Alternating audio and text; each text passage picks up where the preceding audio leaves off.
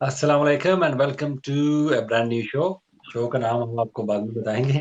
अभी हम भी तीनों भाई सोच रहे हैं कि शो का क्या नाम रखें।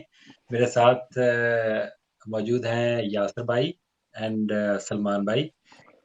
ये यूएसए से हैं और मैं इधर ही धक्के खा रहा हूँ तो आप लोगों के साथ। और हमने ये एक नया शो शुरू किया है और इंग्लैंड और पाकिस्तान की टेस्ट सीरीज़ आने वाली है, तो उसी से हमने आगाज़ करना है, उसका बिल्डअप करेंगे।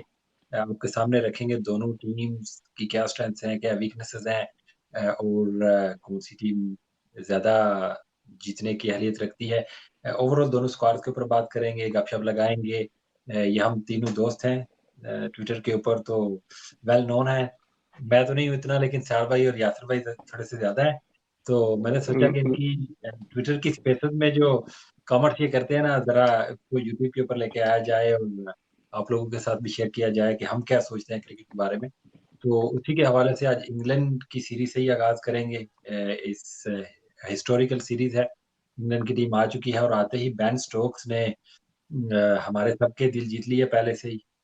उम्मीद है कि हारिस रऊफ का दिल ना जीता हो, ना ही नसीम शाह का। कि कहीं वो आउट ही ना करें उनको। तो वेलकम कर लेते हैं पहले यासिर भाई को, सैल भाई को और फिर इस सीरीज़ के ऊपर थोड़ी-सी डिटेल में डिस्कशन करेंगे। जी, अस्सलाम वालेकुम सयाल भाई एंड यासिर भाई। अस्सलाम अस्सलाम वालेकुम वालेकुम। जहांगीर भाई, यासिर भाई। अस्सलाम वालेकुम, क्या हाल चाल है यार आप लोग? Good to see you guys. Good to see you guys as well. यार ये अच्छा बेहतर आपने ये जो बात बताई है ना, दिल जीतने वाली, ये पाकिस्तानी क्योंकि काफी वो है, मतलब खुले दिल के लोग हैं, तो मुझे आपकी बात सही लग रही है कि मुझे डर भी लग रहा है कि एज अ चैरिटी में पहला टेस्ट मैच डोनेट ना कर दें हम लोग। हो सकता है तो इट इज़ पॉसिबल। जी, सयाल भाई, आपको नहीं, स्पेशल बिल्कुल। के अलावा हमने पहली बार देखा है। तो आप ट्विटर के ऊपर तो आप बहुत ज़्यादा पॉपुलर हैं भाई। अरे यार, हम सभी पॉपुलर हैं और हम कुछ खास पॉपुलर नहीं भी हैं वैसे। लेकिन नहीं, अच्छा हुआ आपने ये अच्छा प्लेटफॉर्म रखा हुआ है हम लोगों के लिए। आप इस थोड़ा बहुत आपको एक्सपीरियंस है, ये हमारा फर्स्ट टाइम है, तो इंशाल्लाह ट्राई करेंगे कि अच्छी तरीके से इसको हम निभाएं। और नहीं, ये बेन स्टोक्स का बहुत ही अच्छा जेस्चर था, I think, to give away the whole salary to the flood relief victims obviously. और इसके साथ साथ आई थिंक हमने देखा है कि कुछ और लोग भी आगे आए हैं, तो बहुत अच्छा जेस्चर है, एज आई सेड। और उम्मीद करते हैं कि दूसरे लोग भी जो है वो इसमें हिस्सा लेंगे। और जहाँ तक टेस्ट सीरीज की का ताल्लुक है, I think both teams are gonna play hard. It's a good thing that the camaraderie is there. अभी फाइनल्स भी खेल कर आए हैं दोनों टीमें, वर्ल्ड कप का। तो और फिर उससे पहले 7 गेम सीरीज भी हो चुकी है। I know was a different format, लेकिन मोर लेस काफ़ी faces are the same, specially Pakistan side के अंदर। तो वी आर होपिंग के it will be a very hard fought series and Pakistan will do good in this series. जी, बिल्कुल series के ऊपर डायरेक्ट आ जाते हैं, इतनी ज़्यादा लंबी वीडियोज़ यूट्यूब के ऊपर लोग देखते भी नहीं हैं, तो will keep it short. Uh, 3 test matches की ये सीरीज़ है, ऑब्वियसली पहला मैच हिस्टोरिकल रावलपिंडी स्टेडियम से शुरू होगा 1 ऑफ दिसंबर को, फिर इसके साथ दूसरा टेस्ट मैच होगा मुल्तान में 9 ऑफ दिसंबर से और तीसरा और आखिरी टेस्ट मैच हमारा हिस्टोरिकल नेशनल स्टेडियम कराची जिसका बाय द वे नाम अभी चेंज हो गया है, वो तीसरे टेस्ट की मेज़बानी करेगा। तो एक हिस्टोरिकल टेस्ट सीरीज़ है, खुशाइंद है पाकिस्तान के लिए कि ये टेस्ट सीरीज़ पाकिस्तान में एक बार फिर से हो रही है। यासिर भाई से आगाज़ कर लेते हैं और पाकिस्तान के स्क्वाड से ही शुरू करते हैं। शायद इंग्लैंड से शुरू करें तो लोग देखें भी ना या हमारी वीडियो को स्किप करके आगे चले जाएँ। तो पाकिस्तान के स्क्वाड से शुरू करते हैं। आप लोगों के सामने स्क्वाड 18 रुकनी टीम का ऐलान पाकिस्तान के चीफ सेलेक्टर ने किया था। कुछ क्वेश्चन मार्क्स हैं। आप लोग क्या समझते हैं? यासिर भाई आपसे शुरू कर लेते हैं स्क्वाड को लेके आपके सामने होगा, तो क्या कहना है आपका पाकिस्तान के स्क्वाड को लेके? यार सबसे पहले तो आई एम वेरी हैप्पी कि पीसीबी ने मुल्तान में टेस्ट पुश किया है। आई थिंक इट्स गुड के लाहौर के और कराची के अलावा भी अब दूसरे टेस्ट सेंटर्स पे भी क्रिकेट जा रही है, और स्पेशली जितना अच्छा रिस्पांस मिला था लास्ट टाइम मुल्तान के अंदर जहाँ पे सब हाउसफुल था, तो I think very well done PCB. And hopefully आगे आगे और छोटे सेंटर्स जो है उसको भी गेम्स मिलते रहेंगे फ्यूचर के अंदर, क्योंकि to be honest test cricket जो है वो एक डाइंग क्रिकेट है, स्पेशली कंट्रीज लाइक पाकिस्तान। तो ये आई थिंक सक्सेसफुल उसकी सक्सेस उसी में है कि अगर ये छोटे सेंटर्स की तरफ रहे, क्योंकि वहाँ पे क्राउड ज्यादा अट्रैक्ट होता है और मतलब अच्छा ऑडियंस देखने को मिलता है। बाकी आपने जो बात बोली आई थिंक कि टेस्ट स्क्वाड की, तो मुझे लगता है कि व्यूअरशिप, आप चूंकि आप यूके से हैं तो ज्यादा लोग यूके वाले ही शायद व्यूअर होंगे, लेकिन हम पाकिस्तान से स्टार्ट कर लेते हैं। आई थिंक काफी एक्सपेक्टेड स्क्वाड है, एक्सेप्ट फॉर एक और दो जो ड्रॉप आउट्स हुए हैं, उसमें जो आई थिंक प्रोमिनेंट है नाम फवाद आलम है जिसको ड्रॉप किया गया है, और उसके अलावा शाहीन शाह अफरीदी का तो एक्सपेक्टेड था इंजरी की वजह से कि उसको ब्रेक देनी है और उसका रिहेबिलिटेशन के लिए टाइम देना है। मेरे लिए टू बी ऑनेस्ट सरप्राइज थोड़ा सा जो है एक दो लोग हैं, एक Mohammad Ali, it's a new name for me, मतलब उसको मैं फॉलो कर रहा था लेकिन इतना ज्यादा मैं उसको नहीं एक्सपेक्ट कर रहा था कि शायद वो टेस्ट स्क्वाड में जगह बना लेगा। दूसरा I think good change from my side is के पीसीबी ने आई थिंक जो उसको पुश किया हारिस रऊफ को, तो I think that will be a very exciting change, और स्पेशली उसको रेड बॉल क्रिकेट का इतना एक्सपीरियंस नहीं है। It will be very interesting to see के उसको कोई टेस्ट गेम मिलता है या नहीं मिलता, वो एक अलग चीज है। लेकिन overall I think squad expected है, जो एक्सपेक्ट कर रहे थे, जो हमारे कुछ अरसे से परफॉर्मेंस दे रहे हैं लोग, वही लोग ही हैं स्क्वाड के अंदर। And I think Azhar Ali एक ऐसा नेम है जो पाकिस्तान के लिए बहुत सर्वेसिव है। I was about to ask you about Azhar Ali. जी, वही मेरा ख्याल है, Azhar Ali is already past his prime, उसकी बहुत कंट्रीब्यूशन है पाकिस्तान के लिए, तो it will be very interesting to see कि वो पहले टेस्ट मैच में क्या करता है, क्योंकि आई हैव अ फीलिंग कि अगर वो पहले टेस्ट मैच में नहीं चलता तो इट्स वेरी हाईली लाइकली कि they will drop him from the next game. So let's I think let's take Sal's भाई feedback and your feedback on the squad. जी जी बिल्कुल, शाल भाई आपकी तरफ आते हैं, और कुछ नोटेबल सिलेक्शन या मिशन जो आप समझते थे कि शायद कुछ प्लेयर हो सकता था किसी और प्लेयर की जगह के ऊपर, और जिस तरह फवाद आलम की काफी ज्यादा लोग बात कर रहे हैं कि अगर फवाद आलम का पिछला सीजन अच्छा गया था, सिर्फ 1.5 सीरीज के ऊपर उसको ड्रॉप कर दिया गया है, लेकिन अजहर अली को कैरी ऑन किया गया है, या इसके अलावा कोई और आप समझते हैं ऐसा नाम जिसको शामिल किया जा सकता था, या स्क्वाड स्पेसिस के ऊपर तो हमने बात की है कि स्क्वाड बहुत लंबा चौड़ा इन्होंने अनाउंस किया, पूरी फौज जैसे इंडिया के बॉर्डर के ऊपर हमने जाना है, और 18 लड़के होम सीरीज के ऊपर भी अनाउंस कर दिए, तो ओवरऑल आपका क्या व्यू है स्क्वाड के ऊपर, उसके ऊपर बात कर लीजिए। या आई थिंक हमने बात की थी इस बारे में, तो आपने बिल्कुल ठीक कहा कि ये 18 member squad, 18 member squad for home series is very unusual actually. Normally इतना होता नहीं है, क्योंकि your squad is right there available for you, and अगर किसी की इंजरी हो जाती है या कुछ होता है तो फिर आप फ़ौरन ही एक इंक्लूजन कर लेते हैं। तो this is little bit out of the left field for me, but having said that I think it's a very balance squad. और जिस जिस तरह के यासिर भाई ने कहा कि कुछ ऑब्वियस नेम्स जो है वो नहीं हैं इस स्क्वाड के अंदर, नेमली फवाद आलम, हसन अली और यासिर शाह एक्चुअली। लेकिन I think Pakistan has kind of moved on from most of these guys, if not all three of them, because I think they are looking at some other options जो कि एज फैक्टर भी उनका ज़रा कम है और उन पे हम डेवलप कर सकते हैं, और उन पे थोड़ा इन्वेस्ट करने की ज़रूरत भी है, क्योंकि अभी हम वाइट बॉल के अंदर तो हम प्रोमिनेंट नाम हो चुके हैं for the last year and a half at least, if not longer, at the world stage. But I think Test cricket के अंदर अभी भी there is a lot to be desired, for this team. This is still a new team with a very new captain. I think he's only captained handful of tests in the last couple of years. हम इतना test cricket खेलते भी नहीं है. I think it was imperative कि हम जो है वो थोड़ा आगे की तरफ सोचें, और जिस तरह के यासिर भाई ने बड़ी करेक्टली पॉइंट आउट किया कि Azhar Ali is one name that is still in the squad.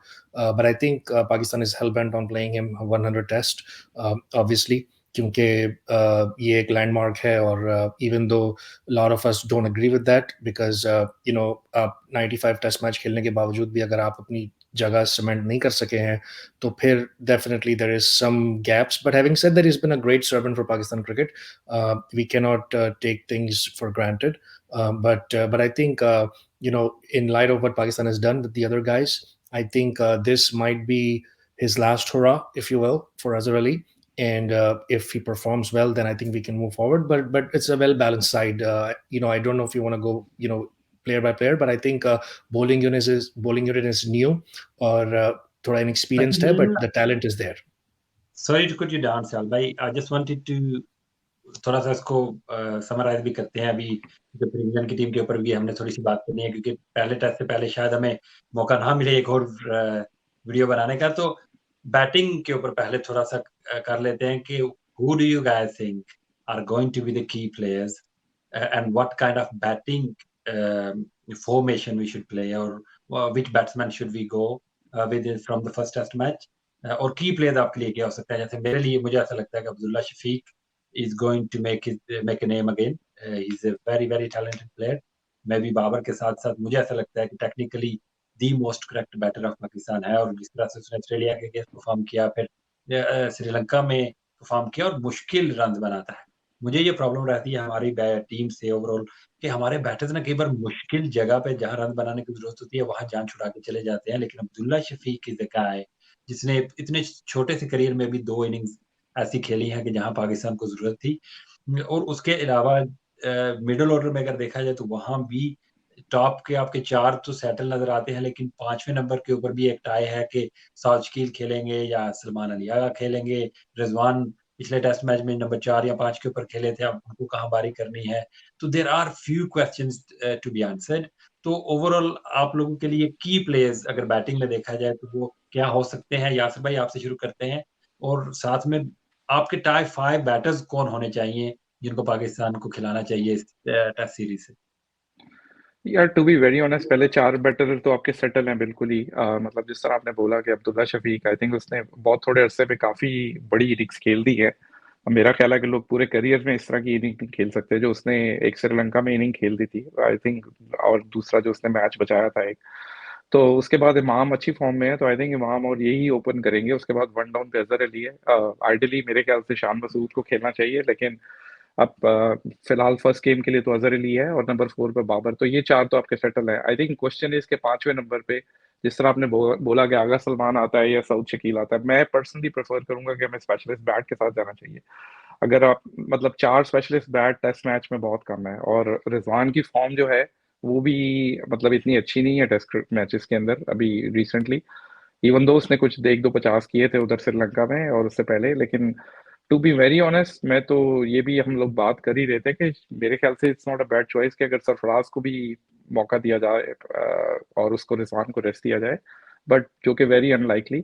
तो मेरे ख्याल से तो I if I have to play a team, मैं तो 5 बार स्पेशलिस्ट बैट खेलूंगा, और उसमें मेरे ख्याल से साउथ शकील से ज्यादा अच्छी ऑप्शन कोई नहीं है। सैल भाई का भी टेक ले लें, फिर हम बॉलिंग को डिस्कस कर लेते हैं quickly. I think I'll just second what Yasir Bhai said. You know, for the top four select themselves, obviously, as we know. और फिर सलमान अली आगा ने अच्छा परफॉर्म किया था लास्ट सीरीज के अंदर भी, तो I think he deserves a spot in the first 11।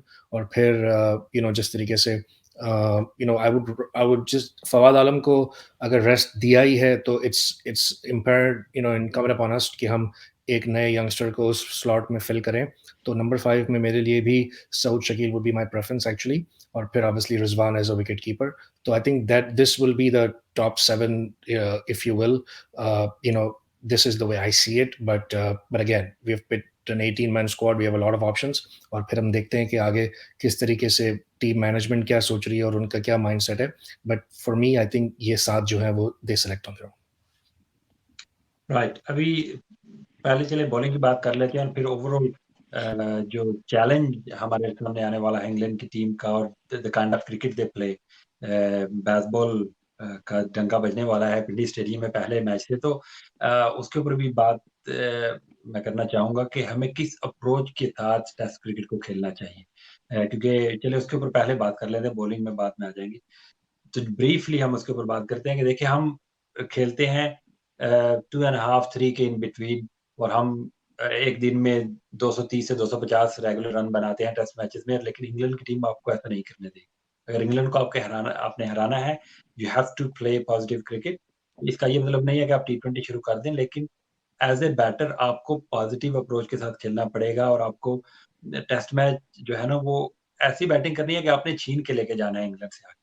तो बैटिंग के अप्रोच के हवाले से यासिर भाई थोड़ा-सा बात कर लीजिए, फिर सयाल भाई आप भी कीजिएगा, and then we will move on to our bowling quickly, and then we will go on to England. यार टू बी वेरी ऑनेस्ट, हम लोग मुझे नहीं लगता कि अपनी अप्रोच चेंज करेंगे। अब्दुल्ला शफीक जो है वो नॉर्मली स्लो ही खेलता है, चलो विच इज ओके, क्योंकि ओपनर्स को नया बॉल निकालना होता है। तो इमाम और वो तो ठीक है, लेकिन to me again the problem is वहीं पे आ जाता है कि अजहर अली इतना गेम को स्लो कर देता है। और वो 100 बॉलें खेल के उसने कोई 20 रन बनाए होते हैं, जिससे आई थिंक अदर बैटर पे भी प्रेशर बनता है काफी ज्यादा। तो अगेंस्ट इंग्लैंड मुझे लगता है कि ये चीज इज गोना बाइट यू, क्योंकि I mean usually Babar plays with a good strike rate, 60-70 के स्ट्राइक रेट से वो खेलता है, और नीचे रिजवान, और अगर सऊद शकील भी थोड़ा सा स्लो खेलता है, लेकिन वो इतने वो नहीं है। तो इन द एंड हम लोगों का, मुझे तो लगता है कि प्रॉब्लम भी यही है कि हम 100 ओवर खेल के भी हमने सिर्फ 280 275 इस तरह रन डाले होते हैं।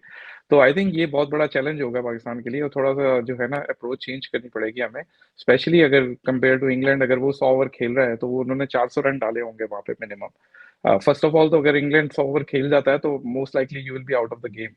बट एनीवेज आई मीन 5 दिन बहुत ज्यादा होते हैं टर्न अराउंड करने के लिए। तो हमें थोड़ा सा, मेरा ख्याल है, इस माइंडसेट के साथ जाना पड़ेगा कि हमें एटलीस्ट 3 सवा 3 के रन रेट से खेलना चाहिए।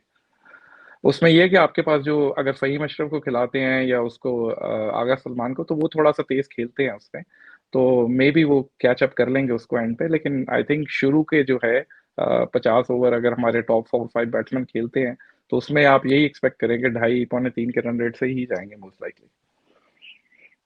जी सियाल भाई, what should be our batting approach in this I series? think he's hit the nail on the head, Yasir bhai did.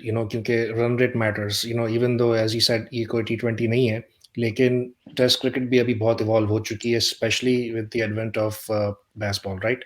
तो उसके अलावा भी अगर हम देखें तो ऑस्ट्रेलिया, साउथ अफ्रीका, ये बड़ी टीमें जो होती हैं वो सारे जो है वो अच्छे स्ट्राइक रेट से खेलते हैं, क्योंकि अगर आप basically the name of the game is to score runs, right? ठीक है ना? अगर आप ऑक्यूपाई कर लेते हैं क्रीज को और आप रन्स नहीं बनाते, तो फिर कहीं ना कहीं आप जीत की तरफ नहीं जा रहे होते हैं। आप फिर भी दूसरी टीम को गेम में रखते ही हैं, ठीक है ना? जिस तरीके से अभी हमने बात की कि अगर इंग्लैंड उस पे आएँगे हम, लेकिन जिस तरीके से अगर इंग्लैंड की हम हिस्ट्री देखें, अगर वो 100 ओवर्स खेल लेते हैं, तो आपको पता है कि वो किसी भी अटैक के सामने सवा 400 साढ़े 400 रन्स भी बोर्ड पे लगाने के कैपेबल हैं वो, ठीक है ना? व्हेयरएज़ हम अगर 100 ओवर खेलते हैं, तो मोर देन लाइकली हम 250 से पौने 300 रन्स ही करेंगे। 250 पौने 300 runs will not bat anybody out of the game. That will keep the other team in the game, correct? So उसलिए I think it's upon us कि हम जो है वो थोड़े से अच्छे स्ट्राइक रेट से खेलें। Babar is the prime example. Obviously he's our best batter by a mile. और फिर वो जिस तरीके से स्ट्राइक रेट से खेलते हैं, I think इमाम को और अब्दुल्ला शफीक भी अभी इमर्जिंग टैलेंट है, उन्हें भी एक फ्री रेन देनी चाहिए कि आप थोड़ा सा न्यू बॉल को थोड़ा सा सी ऑफ कर दें, उसके बाद आप जो है वो अपने स्ट्रोक्स खेलें, क्योंकि जब आप स्ट्रोक्स खेलते हैं तो बॉलर्स जो है वो अंडर प्रेशर आते हैं, और जितने ज़्यादा मेडन्स आप खेलते हैं उतने ज़्यादा आपके आउट होने के चांसेस भी होते हैं। तो अगर strike rate matters in all formats of the game now, it doesn't matter if it's test cricket, one days और टी20s, और अगर हम स्ट्राइक रेट को थोड़ा बेहतर करेंगे तो फिर हमारी टीम को भी कॉन्फिडेंस आएगा, और फिर हम जो है वो दूसरी टीम को भी अंडर प्रेशर ला सकते हैं। तो for me I think we need to have a good strike rate. ये अजहर अली के तो बैटिंग के दौरान में तो आप पूरी ग्रोसरी शॉपिंग, नहाना धोना, बच्चों को स्कूल छोड़ना, सब कुछ करके आ सकते हैं, वो वहीं पे खड़े होंगे उसी स्कोर के ऊपर। अच्छा, मैं अब बैटिंग के ऊपर इसको फिनिश करते हैं। अब जस्ट क्विकली आप बता दीजिएगा कि who would be your 2 key batters from Pakistan team जो जिनको परफॉर्म करना पड़ेगा या करेंगे और हमारी जीत में अहम किरदार जो अदा कर सकते हैं। यासर भाई आप बता दीजिए। मेरे ख्याल से तो Babar Azam, no doubt, I think Babar Azam has to fire if Pakistan want to win. और फिर I think Abdullah Shafique, these are the 2 key batters from my side.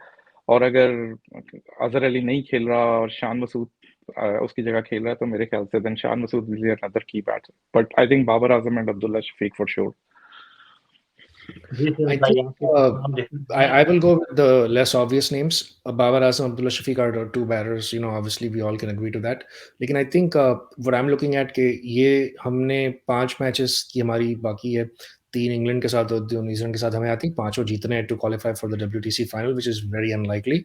So for me this is the series for the youngsters, right? हम bowling पे आएंगे, फिर हम बात करेंगे उस पर भी डिटेल में थोड़ा, लेकिन for me I think Saud Shakeel को अगर मौका मिलता है या किसी भी यंगस्टर को मौका मिलता है, I think I am looking for them, क्योंकि no better place to draft a young guy than a home series, in good conditions, in pure batting conditions, ताकि कोई प्रेशर नहीं होता है आपके ऊपर और आप आराम से अपने आप को एक्सप्रेस कर सकते हैं। तो for me it's going to be one of the young guys whoever is coming up, and then obviously Rizwan, because Rizwan is a mainstay of our batting lineup, चाहे वो कोई भी फॉर्मेट हो। तो आई एम लुकिंग एट Rizwan जिस तरीके से उसने ऑस्ट्रेलिया के सामने भी 100 किया था और उसने काफ़ी प्रोमिनेंट इनिंग्स खेली हैं लास्ट 2 साल में, तो I want Rizwan to come back, amongst the runs, and then I'm looking at one young guy, whether it be Saud Shakil or anybody else.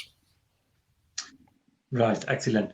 अच्छा, हमने पिचेस की बाय द वे बात नहीं की है, जल्दी से वो भी अपना बता दीजिए कि वो सर आप भी तो बताइए, आप कितनी खाली मॉडरेटर नहीं है, आप भी हमारे साथ अपने यार कमेंट्स देते हैं, तो आप भी बताइए सर। पिचेस मैं के लिए ज़रा रमीज राजा को ले लें लाइन के ऊपर नहीं, यार, उन्हीं को पता होगा क्या पिचेस बननी है। नहीं, I mean what should be the ideal pitch? What kind of pitches should we make? क्या हमें एक और नहीं, टीम मैं कह रहा था आप अपने 2 मैनेज? बैटर्स तो दें ज़रा। जी, जी, क्या कहा आपने? 2 की बैटर्स आप भी तो दीजिए। नहीं, मैंने बोला था बाबर आजम और अब्दुल्ला शफीक, फॉर श्योर। बाबर और Abdullah have to score runs अगर पाकिस्तान ने ये सीरीज जीतनी है। अगर वो रन्स नहीं बनाएंगे तो मुझे नहीं लगता कि पाकिस्तान ने ये सीरीज जीत पाएगा। That is what I feel. चलें, अभी चलते हैं बॉलिंग की तरफ। और अगर बॉलिंग देखी जाए ना तो वहाँ हैंडफुल ऑफ एक्सपीरियंस है। नसीम शाह ने हैंडफुल ऑफ गेम्स खेली हैं, उसके साथ नोमान अली है जिसने हैंडफुल ऑफ गेम खेली है, और बाकी हमारे बॉलिंग लाइनअप में कोई भी ऐसा बॉलर नहीं है जिसने एक भी टेस्ट मैच खेला हो। तो काफी ज्यादा डेब्यूटेंट आपको नजर आ सकते हैं बॉलिंग लाइनअप में, वो हारिस रऊफ हूँ, वो वसीम जूनियर हूँ, मोहम्मद अली हूँ, या फिर आपके अबरार हूँ, या फिर जाहिद महमूद हूँ। तो डेब्यूटेंट काफी ज्यादा नजर आएंगे। और overall as a package bowling आपको कैसे लगती है? I know there is no experience of test cricket, लेकिन जिस तरह हारिस ने अपने आप को मनवाया है व्हाइट बॉल क्रिकेट में, इसी तरह से नसीम शाह जैसे सुपरस्टार बन के उभरे हैं वर्ल्ड कप में, और इसी तरह से अबरार ने जिस तरह से कादम ट्रॉफी का सीजन खेला है, he was the leading wicket taker. और जाहिद जो के स्क्वाड का हिस्सा रहते हैं काफी देर से, साल 2 साल शायद हो चुके हैं, लेकिन उनको खेलने का मौका अभी तक नहीं मिला है। तो when you are going to play against a top team like England, तो उस उनकी बैटिंग जिस तरह से वो करते हैं, और उनकी बैटिंग को देखते हुए, do you see quality in our bowling lineup? Do you see enough wicket takers in our bowling lineup? Do you think that we can take 20 wickets with these inexperienced bowlers? जी यासिर भाई। यार मेरा ख्याल है आप सैल भाई से पहले फीडबैक ले लें, मैंने पहले दिया था बैटिंग पे, तो लेट्स स्टार्ट विद सैल भाई।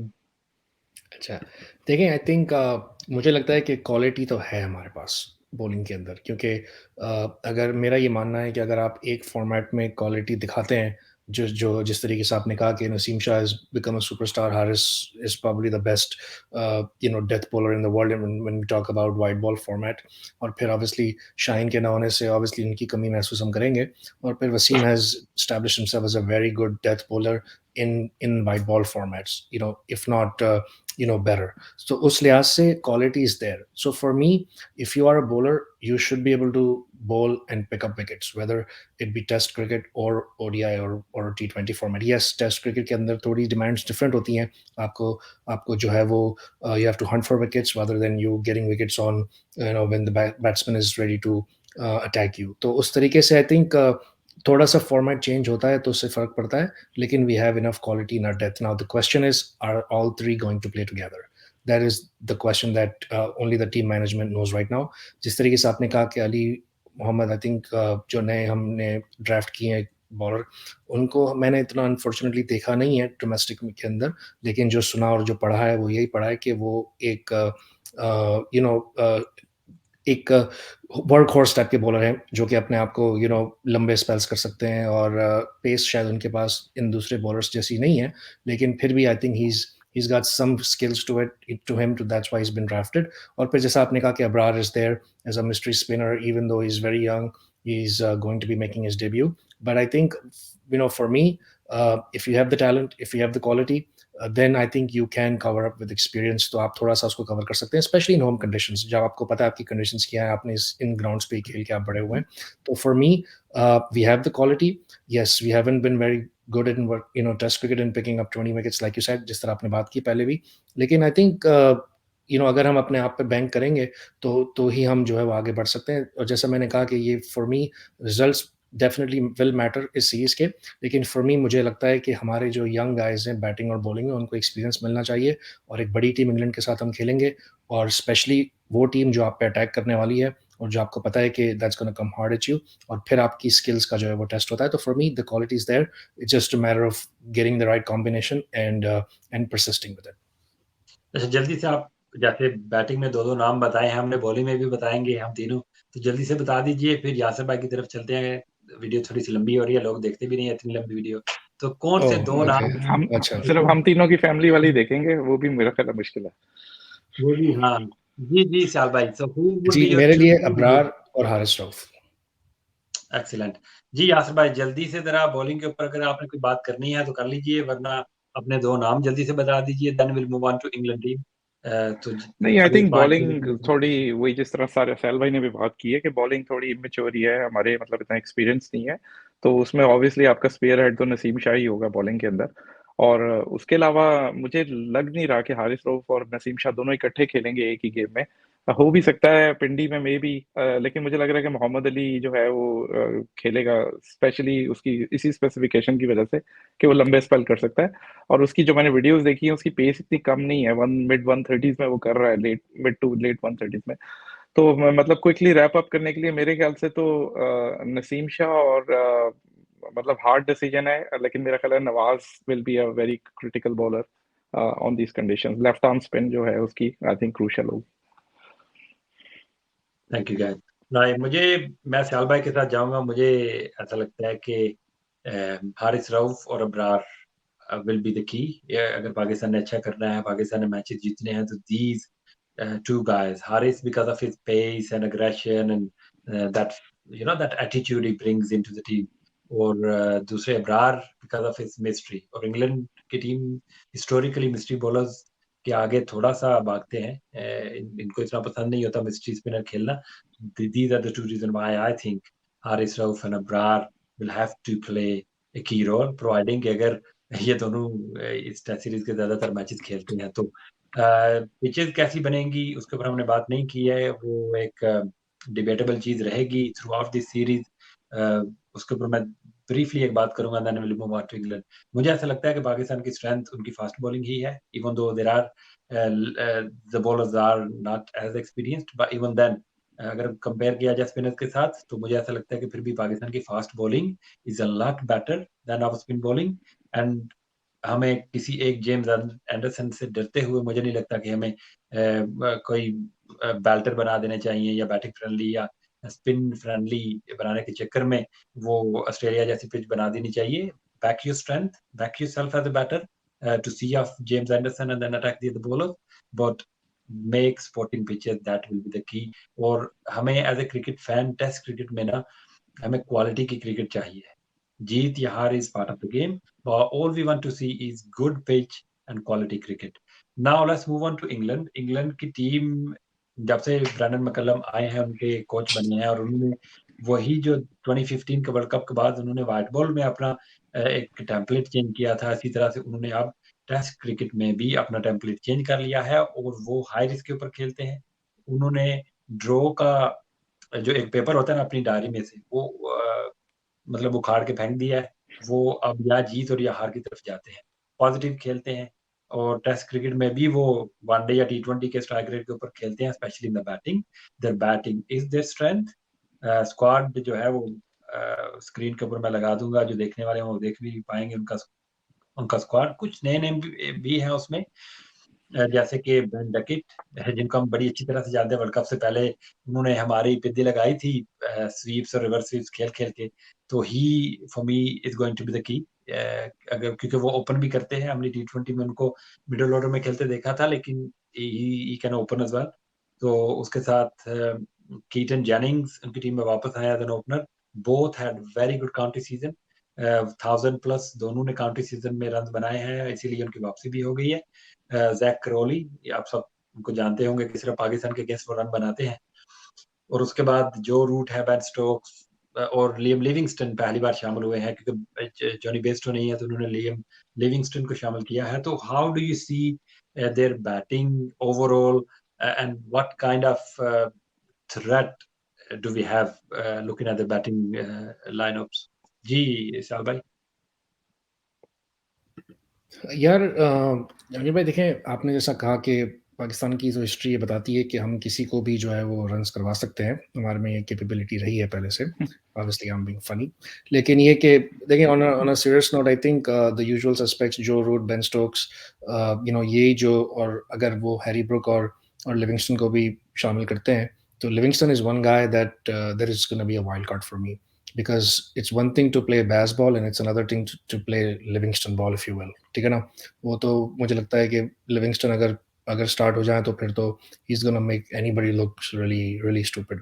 तो उस वजह से आई थिंक ये 3 जो लोग हैं वो मेरे लिए की फैक्टर्स हैं, अगर ये लिविंगस्टन खेलते हैं वो। और फिर क्योंकि अगर आपने 250 पे 5 भी कर दिए हों, और जिस तरीके से हमने देखा है कि हिस्ट्री के अंदर पीपल लाइक गिलक्रिस्ट उस नंबर 7 या नंबर 6 की पोजीशन पे आके वहाँ से वो अगर 85-90 के स्ट्राइक रेट से 100 करके चले आते हैं, तो वो सामने वाली टीम को बिल्कुल ही ख़त्म कर देते हैं। भले फिर आप इस ताक में होते हैं कि आप शायद 300 में टीम को रैप अप कर देंगे, लेकिन the moment you look at the scoreboard, it's 400 is on the board and Livingstone is still there. तो for me Livingstone with the damage, और फिर रूट और स्टोक्स, तो obviously they are the world class players. So for me, those are the 3 guys Pakistan will have to look out for. But it's a test match, so every test wicket is important. But those are the 3 guys for me.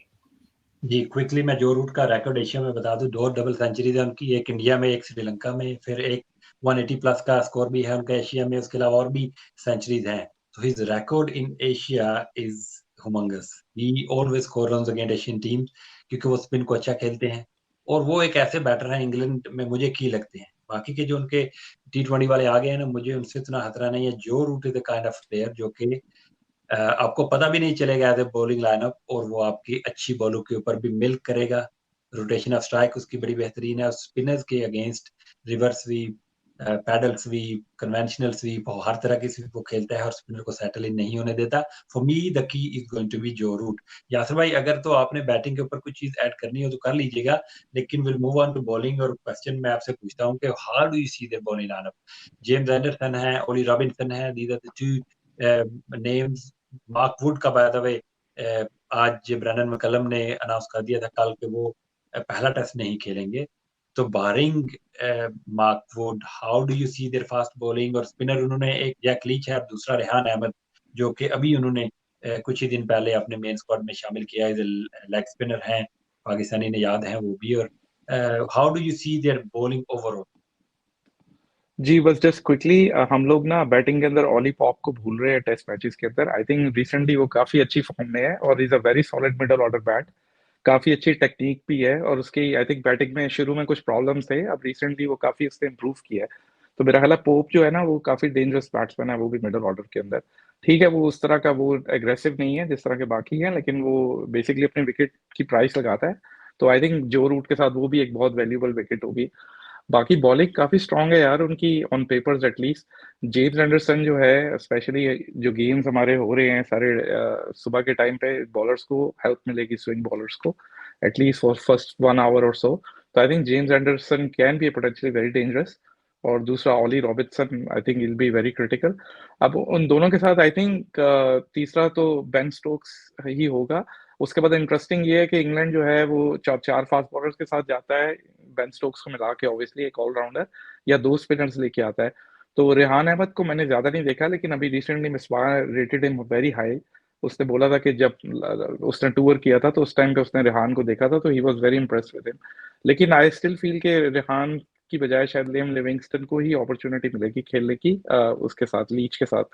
तो I think England का squad again बड़ा balanced है, very well balanced squad और all the basis covered. Excellent. Right, Salbhai, do you want to add anything on England bowling lineup? How do you see their bowling? मुझे तो बहुत ज्यादा week लगती है उनकी bowling, to be honest. Apart from James Anderson, हालांकि हम उनको भी यही समझते हैं कि वो एशिया में से शायद इतना अच्छा नहीं बॉलिंग कर पाते हैं, और सिर्फ कंडीशनल बॉलर ही हमारे कुछ फैंस उनको मानते हैं, हालांकि मैं नहीं मानता। I think is a quality bowler. And as a bowling lineup, how do you see them? Yeah, I think look, जो ऑस्ट्रेलिया की जो सीरीज हुई थी उसके अंदर कमिंस, स्टार्क और हेजलवुड 3 बड़े नाम थे, along with who's that off spinner? I'm losing the name actually. Nathan lion. Nathan Lions, thank you. तो वो उस तरह के शायद नाम कलेक्टिवली इस टीम में नहीं है, you know, especially when Stuart Broad is not there and some of the other couple of guys may be missing. जैसा आपने कहा, Mark Wood भी अभी first match नहीं खेलेंगे, लेकिन again James Anderson is as solid as it gets, you know, when it comes to test match bowling. Yes, I agree कि you know कुछ लोग सोच रहे हैं कि इस इन कंडीशंस में वो इतना इफेक्टिव ना हो, लेकिन he is a quality bowler as you said, तो हमें उनसे वैरी रहना पड़ेगा। लेकिन it's about Pakistan batting for me, you know, Pakistan के पास बहुत अच्छा मौका है। No Bairstow, no Jofra Archer, Mark Wood will miss the first game, no Stuart Broad. Obviously, there are still some young guys in the batting who are still new to this test arena. तो उस लिहाज से Pakistan has a great chance to, you know, topple England in our home conditions. तो अगर इतना अब हम नहीं हरा सकते तो फिर तो हमारे लिए बड़ा मुश्किल होगा इंग्लैंड जाके इनको हराना या फिर कोई और कंडीशंस में। तो so yes, for me it's about Pakistan's batting. If we bat well, then I don't think that this bowling should trouble us too much. As you said, Jack Leach भी जो है वो कोई household name नहीं है when it comes to leg spin bowling, and the new kid Rehan is still very young and may have some nerves, you know, at this level. So for me, it's about Pakistan's batting. If we bat well, and then I think we should be able to compete with England in this series. For me, it's more about can we get 20 wickets of England versus can we survive England's bowling.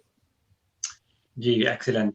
देखें, we have tried to cover everything basically. आज हमारा ये पहला show था, तो थोड़ा सा लंबा हमने खींच लिया इसको, लेकिन we'll try to keep it as short as we can going forward.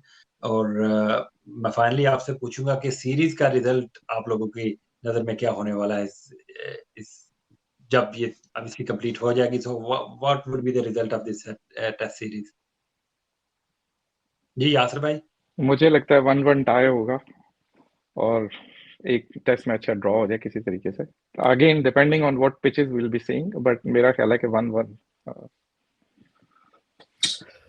I think मेरे ख्याल से 2-1 England. I think we'll have results in all the games because Pakistan got a pretty good beating last time when we didn't produce those pitches, or especially when the way England plays. For me, I think it might be 2-1 England. Right.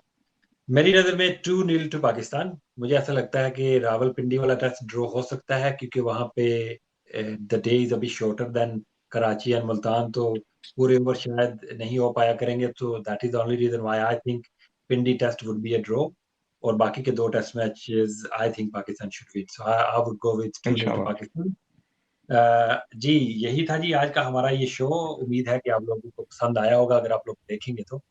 इसी तरह के और shows on end of हम आपके लिए लेके आते रहेंगे, इंग्लैंड की सीरीज के ऊपर भी, इसके बाद पीएसएल के ऊपर भी। तो कमेंट सेक्शन में आपने हमें जरूर बताना है कुछ ऐसी चीजें जो हमें इम्प्रूव करनी चाहिए, कहाँ हमने गलती की है, आप आइडेंटिफाई कर सकते हैं, आप हमारे पॉइंट ऑफ व्यू से डिसएग्री कर सकते हैं, लेकिन please be respectful in your comments if you do, और हमें अपना फीडबैक जरूर दीजिएगा, और हमारी वीडियो को अगर शेयर कर सकते हैं तो वो भी कर दीजिएगा। साथ में हमारा यूट्यूब चैनल जो है उसको सब्सक्राइब कर लें, ताकि हमारे आने वाले जो शोज हैं हम कोशिश करेंगे कुछ और लोगों को भी, कुछ वेल नोन लोगों को भी शामिल अपने साथ करते रहें, और क्वालिटी की डिस्कशन जो है वो आप लोगों तक पहुंचाते रहे। तो thank you very much everyone, Yasir भाई, सियाल भाई, and thank you very much all of you who's gonna watch our video. Allah Hafiz. Allah Hafiz. Allah Hafiz. Thank you.